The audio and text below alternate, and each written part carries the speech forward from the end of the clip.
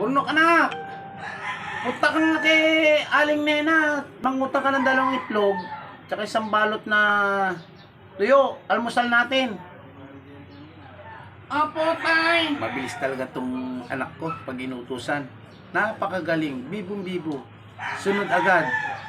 Pani, ayaw magpautang ni Aling Nena kasi may utang pa daw. Inabunuhan daw niya nung tulog tayo sa Red Planet. Sabi mo daw, ikaw na magbayad. Bayaran ko na lang pag may pera na ako. Yun daw sa kanya. Sinabi niya yun, anak? Opo, tay. Ay, yung Red Planet, tay. Yan yung pinag-aralan namin. Yung may Pluto, Mercury, Earth. Yan yung Red Planet. Ano ko nga kay nanay? Kung totoo yan, tay.